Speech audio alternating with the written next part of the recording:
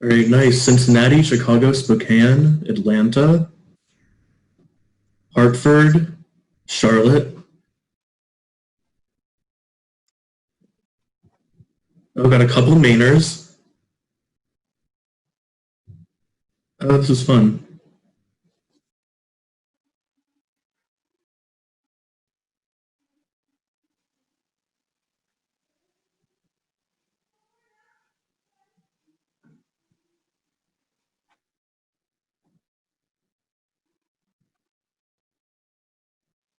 Couple Massachusetts.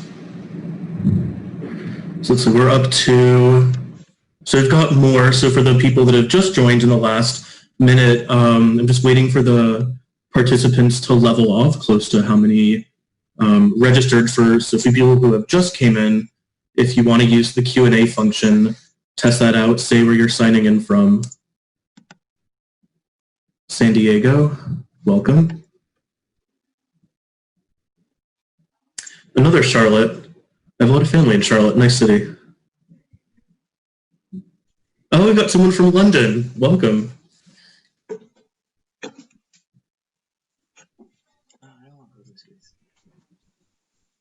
Philly, Marin County, Puerto Rico, Bermuda, very nice.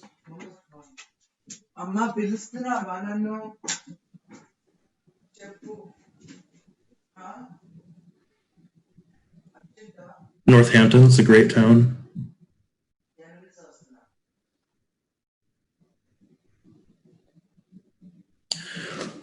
Awesome, so I think we've leveled off a good bit, so if it's okay as people trickle in, they'll figure out what's going on, but welcome everyone. My name is Evan Schoaf, and I'm one of the admissions officers here at Bowdoin, and I'm really excited to welcome you to this virtual information session.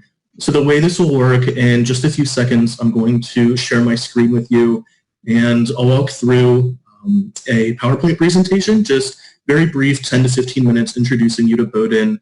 And then after that's done, it'll be a Q&A session, which will last 15 to 30 minutes, depending on how many questions there are. So you should feel free to use the Q&A feature at any point during or after the presentation. And I'll do my best to get to as many questions as I can. But let's go ahead and get started.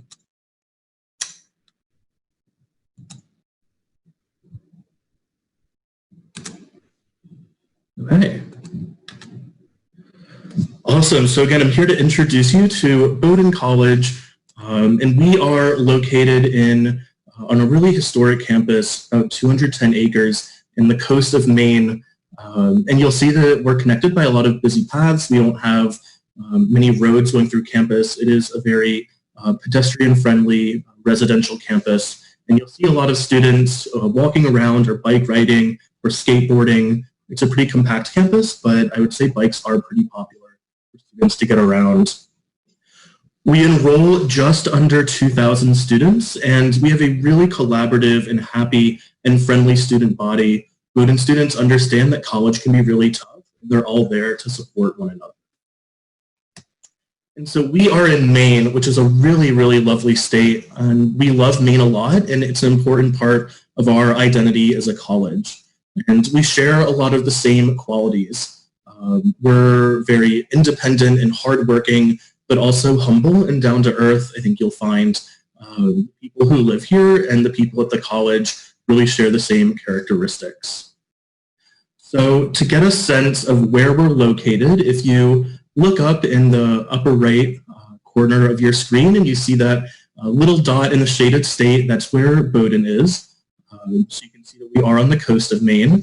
And an important thing about Brunswick is that it's a really special college town, about 22,000 people, and in fact over 60 places to eat. You can eat your way around the world in Brunswick, Maine. Just a lot of options for exploring the college town. And of course, being near the coast, there's options to go to the beach and to explore the outdoors. Additionally, we are connected to the rest of the world, even though we're up in Maine. We have an Amtrak train station and a bus station right at the foot of campus. And those can bring you to Portland, which is Maine's largest city, where the airport is located, in a half hour. We're in fact down to Boston, including Boston's airport, in about 2 hours. So we are still quite connected, and of course, because we're directly connected to Boston, that connects us to New York and all the cities beyond there. So our hometown provides everything we need, really great people. This is a look at downtown Brunswick to give you a sense that it is pretty bustling, all things considered. And here's Portland, again, Maine's largest city, and our students go to Portland pretty regularly, I would say, either taking public transit or, in fact, Bowdoin Student Government sponsors taxi rides down there with Brunswick Taxi. So by no means do you need to have a car on campus to get around. It is not necessary. There are plenty of ways to explore Maine without your own vehicle. And so this is kind of helpful for giving you a sense of where we're connected to. So these are showing the various cities the Portland International Jetport has direct flights to give you a sense of where we're directly connected. And these nonstop flights then make it easy for the class of the most recent first year class, the class of 2023. This is showing where they're all coming from. So from all over the country, making their way to Maine. And in fact, then all over the world as well. So I would say for a lot of our international students, what they'll often do is get a nonstop flight into Boston and then take the train or the bus directly to Bowdoin. So in addition to our really beautiful campus, we also have additional facilities for coastal research. So we have the Schiller Coastal Study Center, which is about 20 minutes from our campus. Currently it's wrapping up renovations, so it's going to have really expanded lab spaces, but also classrooms and a dining hall and residential space. We're really excited about that transformation, and it's part of our emphasis on coastal research. We also have the Kent Island Biological Field Station, which is about, 10 hours, taking the whole trip together. It's on an island off the coast of Nova Scotia. And we do a summer program there where students who are interested in marine research can participate in that program. But of course, our students do spend a lot of time on campus, and they love this place, and there is a lot to do indoors. We really emphasize the residential model of learning with dorms and college houses. We really want our students to get to know one another, and there's always a lot going on. We're always having concerts on campus or readings or performances.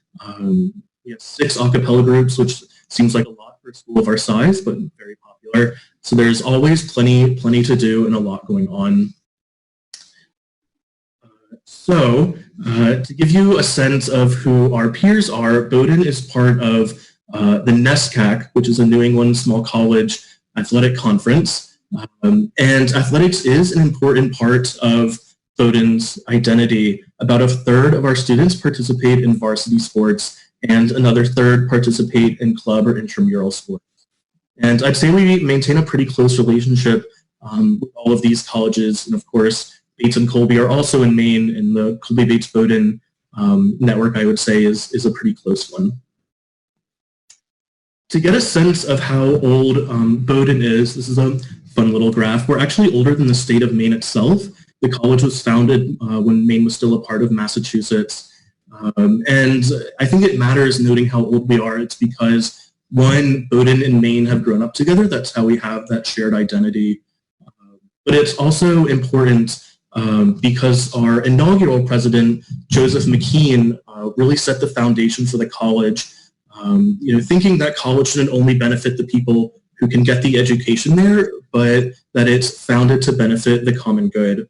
It's about going out into the world and trying to do all the good that you can after you get your education. It's one of our founding principles, and it's one of the things that all of our students live in their daily lives, both when they're at Bowdoin and then beyond once they graduate. So thinking about who we're looking for and who we want at our college, we want students who are really collaborative, who work together, who are friendly. And we want students who will ask tough questions, who will see issues in the world and want to work to try to solve them. But I think the main thing to emphasize is how collaborative we are. You will always find at Bowdoin that students are working together to support one another.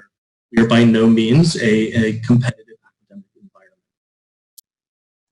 That's true for our faculty as well. The faculty also make this place really special. They come to work at a place like Bowdoin because they don't just want to, do their research and then go off into their offices. They really want to collaborate with our students as well.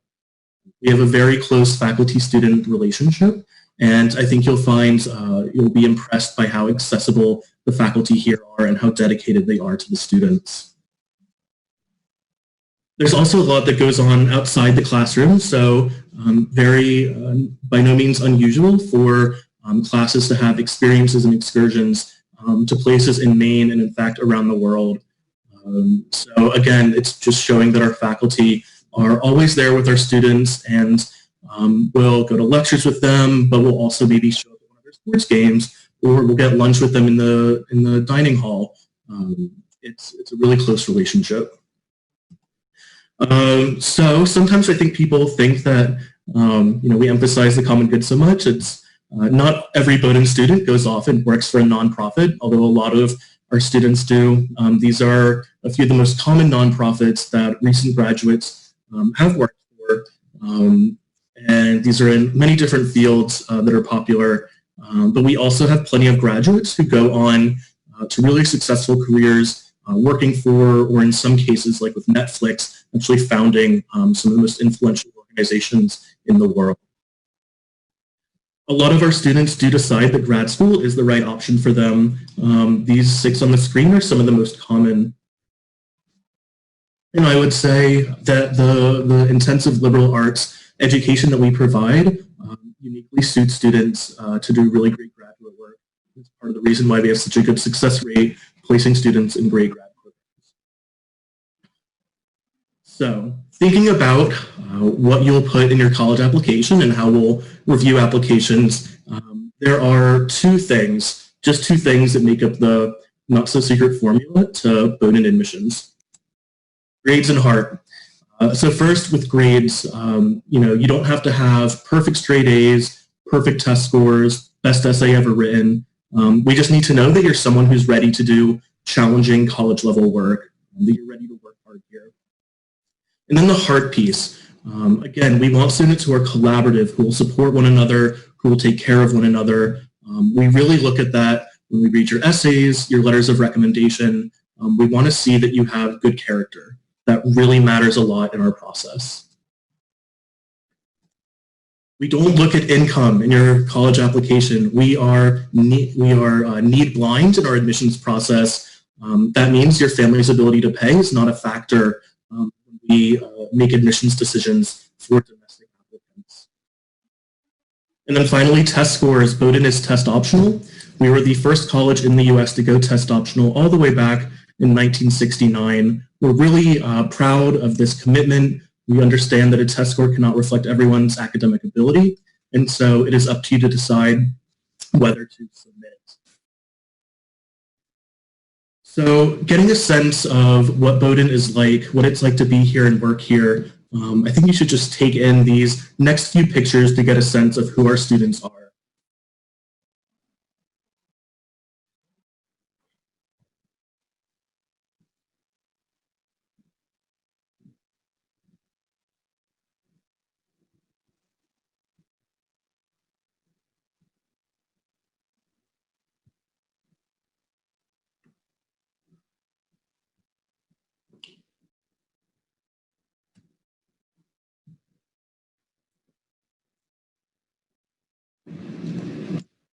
We have a really happy and collaborative student body, and this goes back to the offer of the college, which was written by our 7th president.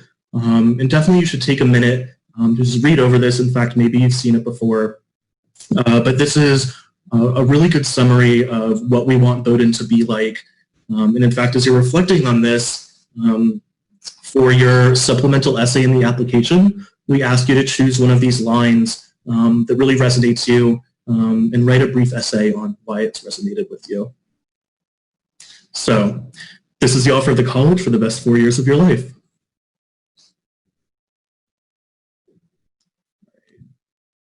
Awesome. So thanks so much for watching the presentation. Sorry, I'm a bit under the weather, so I apologize for the throat clearing. Nothing serious, just a cold. So Let me get back to the Q&A portion. Again, in the Q&A portion, just feel free to put in any questions you have.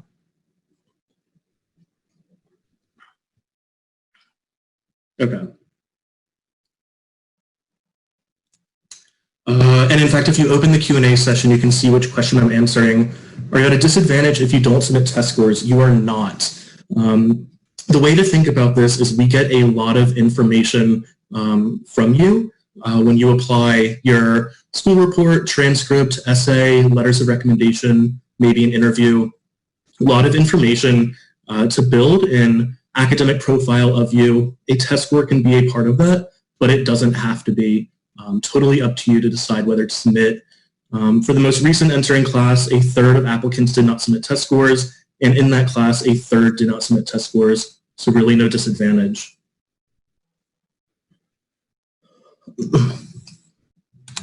My favorite thing to do in Brunswick is go to one of the many coffee shops here. My personal favorite is Little Dog, but there's a ton of them, a really great community, and the owners and the workers are always happy to get to know members of the Bowdoin community.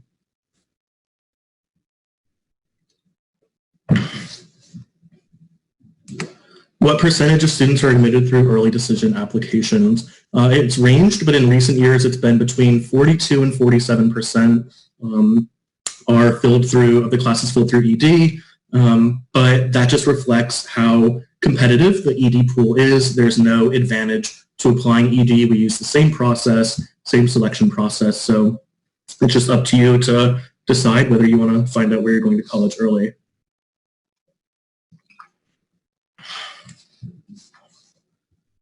Okay, oh, sorry, a lot of come in. Are there a variety of grocery stores ethnic near Bowdoin? I would say, considering our location in Maine, we have a pretty good range of food sources. I would say that while there might not be specifically grocery stores, plenty of the restaurants in the area will sell groceries to you. So for example, I live about 30 seconds from an Indian restaurant called Schiller Punjab, where I can get spices that I might not otherwise be able to get at one of the main grocery stores. Let's see. Okay, the housing system at Bowdoin. So first years live in the 8 first-year bricks, as we call them. They're these kind of colonial-looking houses. Usually in a quad or quint style with double rooms conjoined by a common living area. In your sophomore year, a lot of students enter our college housing program, which is a really great opportunity to make a lot of friends. Every house has a budget, so houses can host events, go to Portland for Restaurant Week, bring a speaker, on and on. And then in junior and senior year, most of our students will move into more apartment-style housing, but it's still on campus.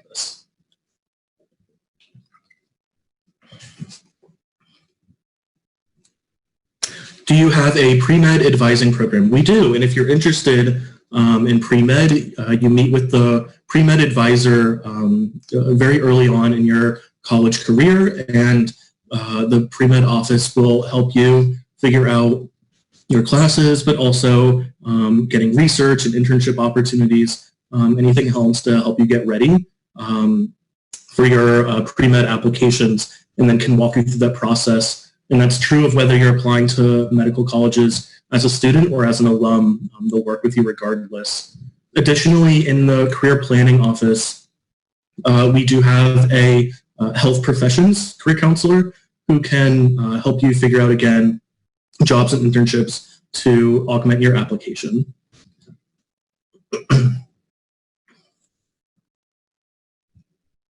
Let's see.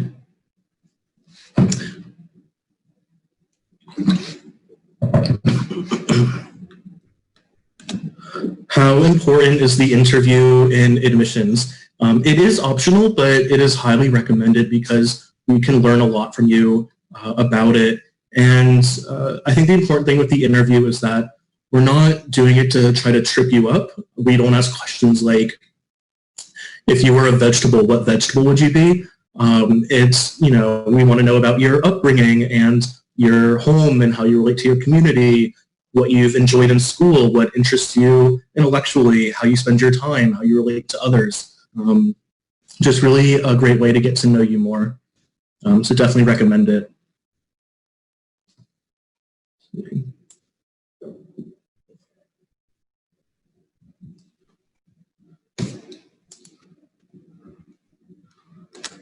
Does Bowdoin have distribution requirements? If so, what are they? We do. They're very broad.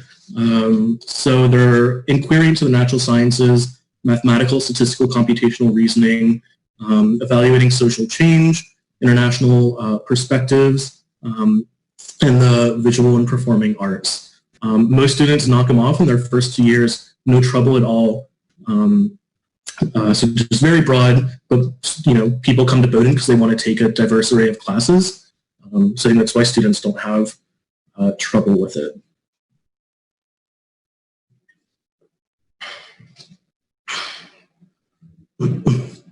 What are some of your favorite traditions at Bowdoin? There are several.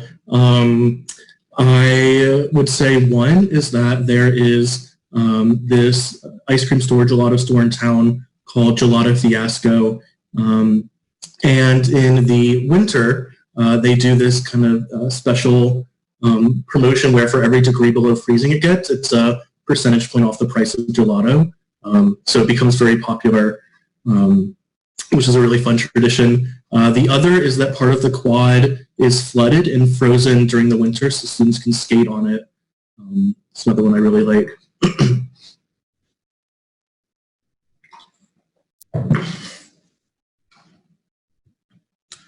Can you talk about study abroad opportunities and what percentage of students study abroad? Definitely. So over half our students study abroad, mainly in their junior year, and we don't run any of our own abroad programs, but we partner with over 100 around the world. And what that means is that Bowdoin faculty have already signed off on them. So your credits will automatically transfer over. So you can be pre-med or pre-law, double major, and study abroad for even your full junior year and still graduate on time in 4 years.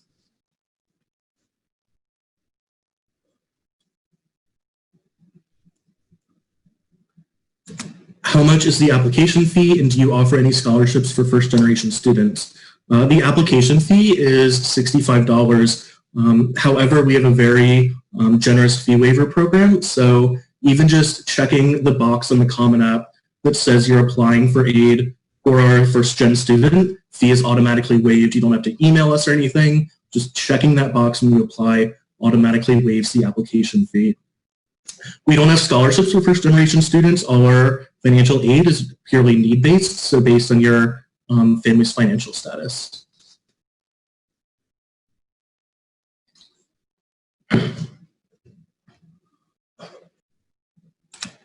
Are there any arts museums in the area? Yes, in fact, there is one on campus, the Bowdoin Art Museum, which is really special. And in fact, that's it right there.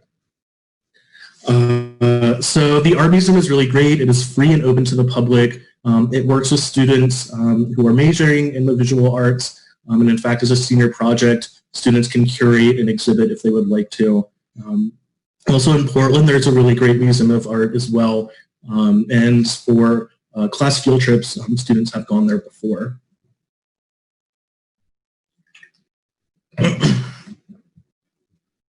All right,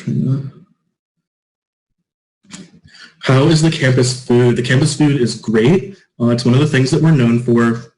There is actually a reason for it. If you go into either of the dining halls, you can see a map of northern New England on the wall with different pinpoints showing the various farms and fisheries and local providers where we're getting our food. So it's sourced locally.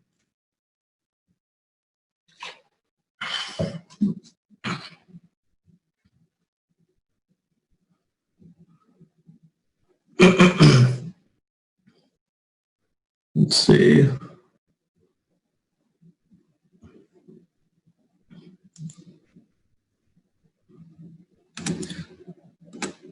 Does Bowdoin strive for a geographically diverse student body?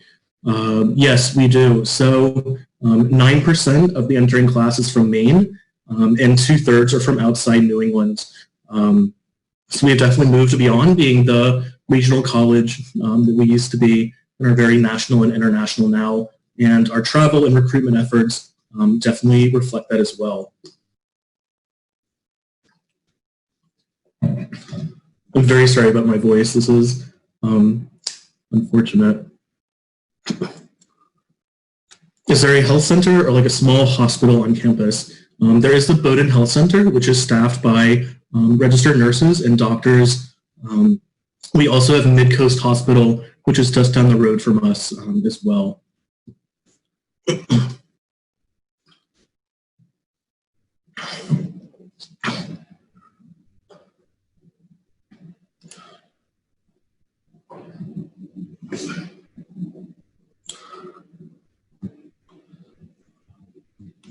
Is there Greek life? We do not have Greek life. We phased it out about 2 decades ago. The college housing system replaced it to try to be more equitable.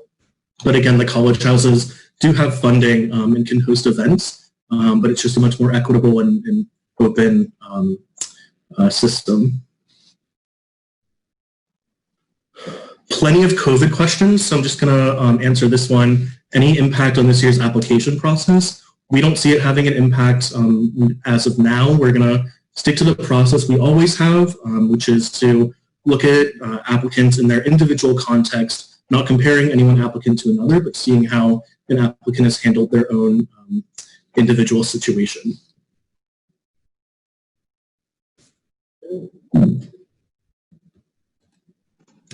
Is there a disadvantage to applying undecided? Not at all. In fact, a plurality of our applicants apply undecided. It's not something we collect for data purposes, but it's not something that's going to affect your admissions decision. Can students double major or dual major? Yes, they can. Very popular, either to double major or to major minor, and we make it pretty accessible. So you need 32 credits to graduate. Most classes are a credit each. Depending on the department, it's between 8 and 12 credits to get a major, usually 5 to get a minor. So you can double major or major minor and still explore other classes.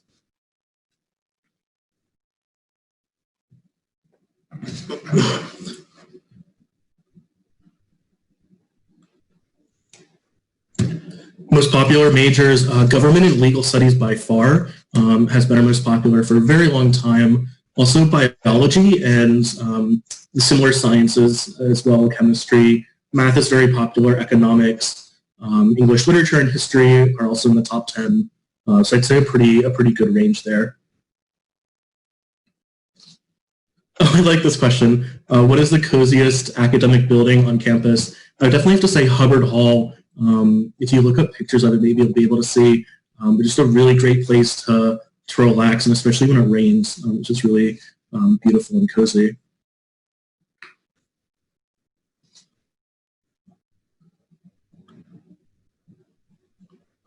How long are snow seasons each year? Being near the coast, the Atlantic really moderates things. So it'll be considerably warmer and less snowy here than even 30 miles inland. It really depends. I would say on average for snow is mid-November. And then it'll usually end mid-March, but we do get the occasional April snowstorm. And not saying this to scare off anyone, but we did get a very rare May snowfall last month, which was, that's more of a once in a couple of decades sort of thing.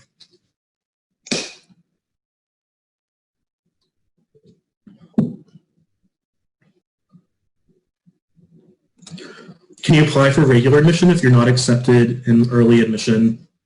You cannot. So if you were denied ED, you can't apply. In the same round, you could reapply the next year and we'll consider it. But if you're denied, you cannot apply again in the same round. All right, I'm going to answer a couple more questions before my voice fully gives out. When you have to declare your major, so students go through their sophomore plan in sophomore spring, working with their advisor and relevant faculty members to figure out their major plans. So that's sophomore spring.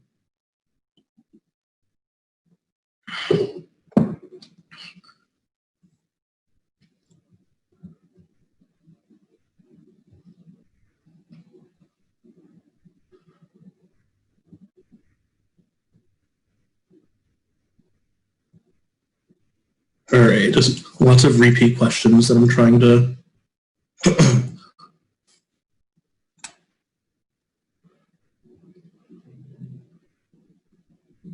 I'll do this one. How would you describe the political environment on campus? I would say that's what I talked about. It's very collaborative. We have students who are active all across the political spectrum, from local to national politics. So I think you'll find no matter your political persuasion or what you're interested in, there will be a group of students to work with you. But also, I don't think you would ever need to be concerned about your viewpoint being shut down. Bowdoin students really are open to learning more about where students are coming from, what in a student's past experience has influenced their opinions. That's a really important part of the residential learning process here at the college. So that's a great question. Great. I understand that there are, I think, maybe a few that I didn't get to, but there were a lot of duplicates as well. So I'll say for further resources, definitely visit our visit page. If you just Google Bowdoin Visit, you can get links to do our live chat, to email a current student to ask them questions, to sign up for one of our financial aid information sessions if you'd like to learn more about financial aid. You can also, on our website, maybe the easiest way to get there is to Google Bowdoin admissions staff, and you can see a list of all the staff members and how we're organized by territory. So it's based on where your high school is. So if you have further questions, I would definitely recommend getting in touch with your assigned admissions officer, being in touch over email, and they'll be able to answer any more questions that you might have. So again, I want to thank you for joining me and for learning more about Bowdoin. I hope that you'll have a really good rest of your day. And again, thanks so much for tuning in.